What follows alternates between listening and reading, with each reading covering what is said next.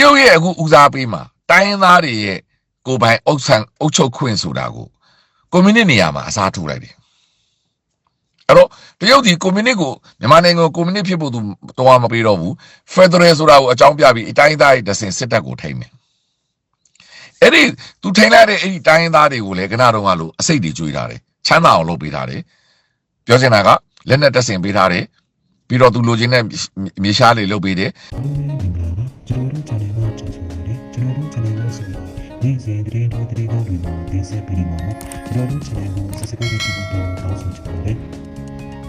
ဘူချိုးတွေကိုကြတော့ချမ်းသာတဲ့နီးနဲ့သူကအားပေးထားတယ်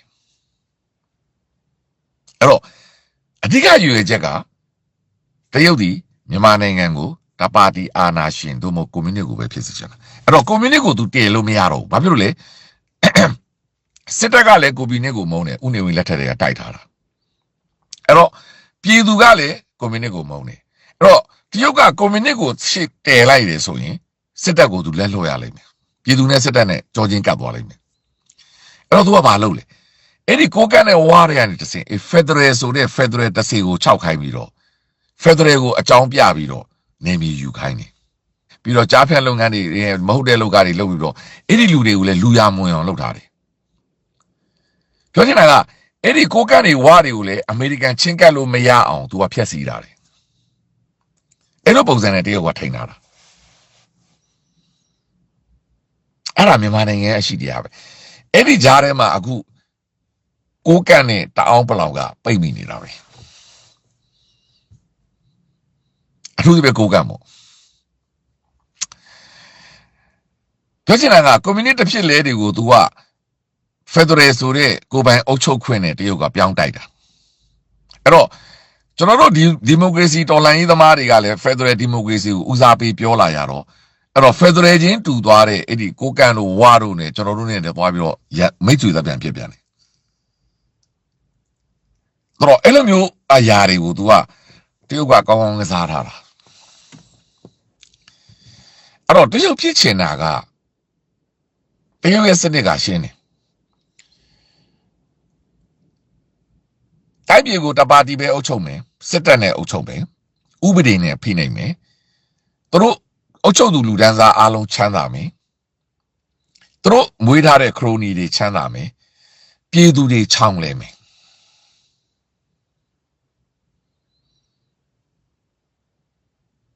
အဲ့ဒီထဲမှာပြည်သူတွေချမ်းသာမယ်ဆိုတာမပါဘူး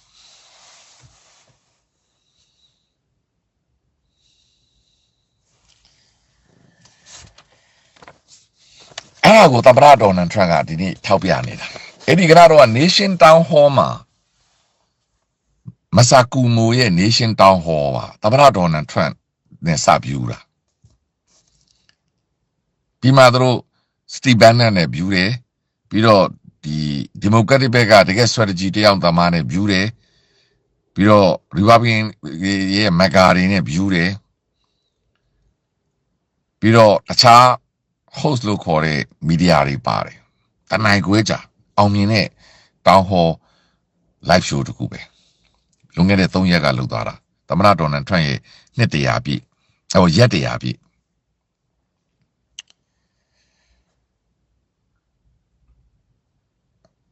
အဲ့ဒါနဲ့ပတ်သက်ပြီးဒီနေ့ကျွန်တော်ပြောမယ်ဒါပေမဲ့ထူးခြားတာ3ခုလေးကမ္ဘာမှာဖြစ်သွားတယ်အမေရိကန်ရဲ့ trade war ကြောင့်သမ္မတအမေရိကန်အစိုးရရဲ့ policy ကြောင့်ကနေဒါရွေးကောက်ပွဲမှာပြည်သူတွေမကြိုက်တော့တဲ့နိုင်ငံရေးပါတီ Liberal Party Trudeau လက်ထက်မှာတည်းကမကြိုက်တဲ့ပါတီဟာအမေရိကန်ရဲ့ကုန်သွယ်ရေးစစ်ပွဲကြောင့်ပြည်သူတွေကရွေးစရာမရှိပဲစီးလုံးသွားပြီးအဲ့ဒီပြည်သူမကြိုက်လိုက်တဲ့ဒီမက်ကာနေဆိုတဲ့ liberal ခေါင်းဆောင်ကပဲထူးထူးကိုစက္ကန့်ခေါင်းဆောင်ပဲရွေးကောက်ပွဲမှာအပြတ်သက်နိုင်သွားတယ်။ဘာကြောင့်လဲအမေရိကန်ရဲ့ကုန်သွယ်ရေးစစ်ပွဲကြောင့်ငါတို့ပြည်သူတွေကလက်ရှိအစိုးရကိုပဲထောက်ခံရမယ်ဆိုတဲ့ policy ကနေ Trump အစိုးရကြောင့်ကနေဒါမှာ liberal နိုင်သွားတယ်။ထိုနည်း၎င်းပဲမနေ့ကပြုလုပ်တဲ့ဩစတြေးလျနိုင်ငံရွေးကောက်ပွဲမှာလေလေဘာပါဩစတြေးလျနိုင်ငံမှာရှိတဲ့လေဘာကိုဩစတြေးလျပြည်သူတွေကမကြိုက်တော့ဘူး liberal ကိုအိမ်မှာပိုကြိုက်လာတယ် ဒါပေမဲ့ရွေးကောက်ပွဲမှာ liberal ခေါင်းဆောင်ကသမ္မတ Trump ပုံစံမျိုးပြောဆိုလာတယ်သူရဲ့ liberal ဘက်ကခေါင်းဆောင်တချို့ကလည်း Trump ကလို့ make Australia great again လို့ကြွေးကြော်လာတဲ့အခါမှာပြည်သူတွေကလေဘာကိုပဲပြုံပြီးမဲပေးတော့တာပြောချင်တာကအမေရိကန်ရဲ့ trade policy ကြောင့်ဖြစ်လာတဲ့သမ္မတ Trump ကိုမြင်နေတဲ့အမြင်ကြောင့်ဩစတြေးလျမှာရှိတဲ့အတိုက်ခံကလည်း Trump ရဲ့ policy မျိုးရင်းကျင်တဲ့ပုံစံ liberal ကသွားယူလိုက်တဲ့အခါမှာဩစတြေးလျပြည်သူတွေကလမ်းဖြန့်သွားပြီးငါတို့လက်ရှိလေဘာကိုပဲအစိုးရကိုပဲမဲပေးရမယ်ဆိုပြီးတော့ဆုံးဖြတ်လိုက်တာသမ္မတ Trump ကြောင့်ပဲဩစတြေးလျနိုင်ငံမှာလေကနေဒါနိုင်ငံကဲ့သို့ပဲလက်ရှိအစိုးရပဲလေဘာပဲပြက်ပြက်သားသားထပ်နိုင်သွားပြန်တယ်အဲ့ဒါနဲ့မပြီးသေးပါဘူးစင်ကာပူနိုင်ငံမှာရှိတဲ့အာဏာရ PAP ပါတီဟာ73ချိန်ဇက်တိုက်အပြတ်အသတ်ပြည်သူကထပ်မဲပေးလိုက်ပြန်ပြီးခဲ့တဲ့ရွေးကောက်ပွဲတွေမှာအတိုက်ခံဘက်က10နေရာလောက်ရသေးတယ်ပေါ့နော်ဒါပေမဲ့ဒီနေ့မှာတော့အတိုက်ခံဘက်က300-400ဆက်ရှုံသွားပြီးပြည်သူတွေကလည်းဒီဖြစ်လာတဲ့အမေရိကန်သမ္မတ Trump ရဲ့ trade စစ်ပွဲကြောင့်စင်ကာပူနိုင်ငံရဲ့စိုးရိမ်မှုတွေနဲ့လက်ရှိအစိုးရကိုပဲပြုံပြီးတော့မဲပေးမယ်အတိုက်ခံတွေကိုတော့မယုံရဲတော့ဘူးဆိုတဲ့ပုံစံနဲ့စင်ကာပူနိုင်ငံမှာရွေးကောက်ပွဲမှာလေလက်ရှိမဆာလီကွမ်ယူရဲ့ပါတီ PAP ကပဲအပြက်အသက်ထပ်ပြီးနိုင်သွားပြန်တယ်ဂျာမနီနိုင်ငံရွေးကောက်ပွဲမှာတော့ AFD လို့ခေါ်တဲ့လက်ရဆုံးပါတီကရှုံးခဲ့တယ်အဲ့ဒီ AFD ပါတီကိုဂျာမန်ထောက်လှမ်းရေးတွေကအစွန်းရောက်အဖွဲ့အဖြစ်ကြီးညာလိုက်တဲ့အခါမှာအမေရိကန်နိုင်ငံမှာရှိတဲ့ဒုတိယသမ္မတတို့ပြည်ထောင်နိုင်ငံခြားရေးဝန်ကြီးတို့ကအဲ့ဒါကိုစန့်ကျင်ရှုတ်ချပြီးတော့ AFD ဘက်ကရက်တီပေးနေတဲ့တင်းမာမှုတစ်ခုလည်းဖြစ်နေတယ်အဲ့ဒီတင်းမာမှာထူးခြားချက်နောက်တစ်ချက်က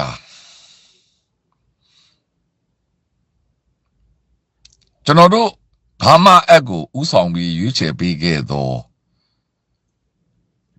မာကိုရူဘီယိုလို့ခေါ်တဲ့အမေရိကန်နိုင်ငံခြားရေးဝန်ကြီးအဲ့ဒီချိန်ကတော့အထက်လွှတ်တော်အမတ်မြန်မာနိုင်ငံဒီမိုကရေစီဘက်ကရက်တည်ပေးခဲ့သော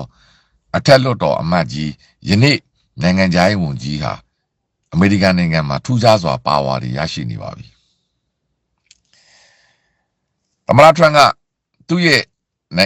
အမျိုးသားလုံခြုံရေးအကြံပေးအရာရှိ Matt Gaetz ကိုဖြုတ်ချလိုက်ပြီးကုလသမဂ္ဂတာမတ်ကြီးအဖြစ်ယာဒူးပေးလိုက်တဲ့အခါမှာအဲ့ဒီသူ့နေရာကိုလက်ရှိနိုင်ငံခြားရေးဝန်ကြီးမာကိုရူဘီယိုကပဲဆက်လက်တာဝန်ထမ်းဆောင်နေတယ်အဲ့တော့မာကိုရူဘီယိုလက်ရှိနိုင်ငံခြားရေးဝန်ကြီးကယာဒူး၄ခုကိုယူထားတယ် USA ကိုလည်းဦးဆောင်တယ်နောက်တစ်ခုဒီအမေရိကန်ရဲ့မှော်ကွန်းတိုက်ဥက္ကဋ္ဌအကြီးအကဲလည်းသူပဲအခုနိုင်ငံခြားရေးဝန်ကြီးယာဒူးလည်းသူပဲအခု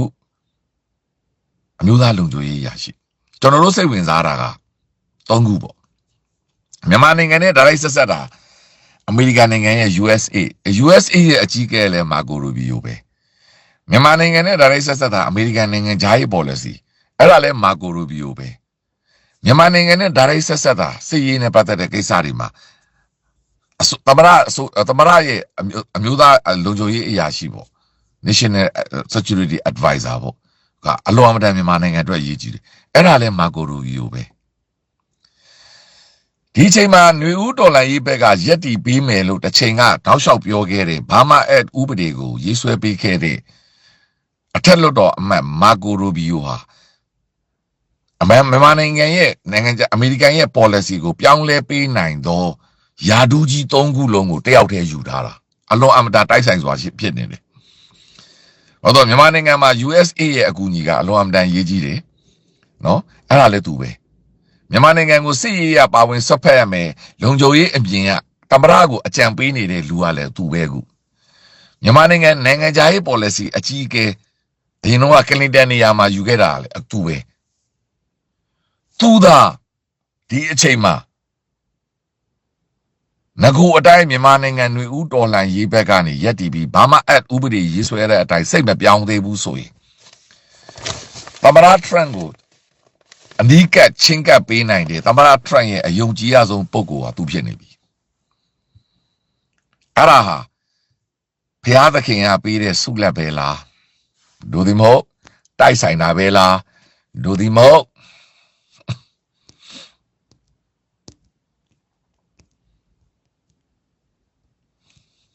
အဲ့ဒါကအရှိတရားပဲ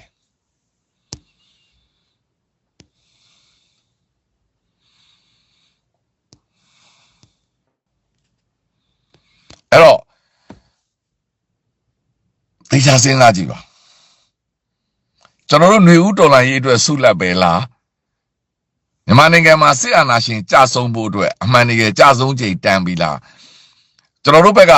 သဘာဝတရားကြီးဖြစ်တဲ့ငလင်ကလည်းစစ်အာဏာရှင်ကိုဖျက်ဆီးပေးတယ်ကျွန်တော်တို့ဘက်ကိုလက်တွေ့ physically ဖျက်ဆီးပေးနိုင်တဲ့အမေရိကန်ရဲ့နိုင်ငံခြားရေး policy နဲ့အမေရိကန်သမ္မတကိုအဓိကအကြံဉာဏ်ပေးနိုင်တဲ့နေရာကြီး၃ခုလုံးကိုမာကိုရူဘီယိုကရထားတယ်သူဒါစိတ်မပြောင်းဘူးဆိုရင်မြန်မာနိုင်ငံမှာထားတဲ့အမေရိကန်ရဲ့ policy ကျွန်တော်တို့ကခွင့်သားမယ်အဲ့ဒီထဲမှာပို့ပြီးသေကြတာနောက်တစ်ခုရှိသေးတယ်